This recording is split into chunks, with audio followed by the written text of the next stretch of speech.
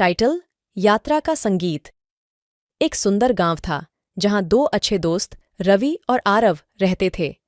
दोनों ही संगीत में रुचि रखते थे और गांव वालों को बचपन से राजा रानियों की तरह अपने संगीत से मोहित करते थे। एक दिन गांव में हो रहे मेले की खुशियों के बीच रवि और आरव को मिला एक विशेष धुन। वह धुन गांव के पुराने मंदिर से सुनाई दी रही थी और लोग चौंक गए क्योंकि उसमें एक अद्भुत सुरीला साज छुपा हुआ था। रवि और आरव ने तत्परता से इस धुन को सुना और उनमें से एक विचलित हो गए। वे दोनों मंदिर की खोज में निकल पड़े और वहां उन्हें एक रहस्यमय बुर्ज मिला जो संगीत से भरा हुआ था।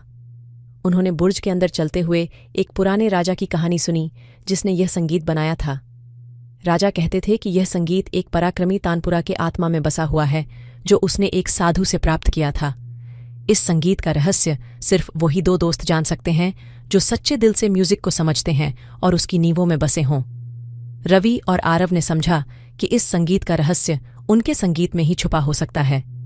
वे दोनों मिलकर मेले की रात को अपने संगीत का एक नया अंधार बनाने लगे। मेले की रात जब उनका संगीत सुना गया, सभी लोग हैरान रह गए क्योंकि उनका संगीत उस संगीत की धुन से मिलता जुलता था जो मंदिर से आ रहा था। रात के अंत में रवि और आरव ने अपनी धुन को समाप्त किया और लोगों को अचानक की चौंकाने वाली स्थिति से बाहर निकाला। उन्होंने मिलकर बताया कि उनकी संगीत में उस राजा के संगीत का रहस्य छुपा हुआ है और वह संगीत एक नए युग की शुरुआत का प्रतीक है। इस कहानी से हमें यह सीखने को मिलता है कि सच्ची मेहनत और समर्पण से ही हम अपने लक्ष्यों को प्राप्त कर सकते हैं और अगर हमारी मेहनत में सही दिशा मिल जाए तो हम अनसुलझे रहस्यों को भी सुलझा सकते हैं।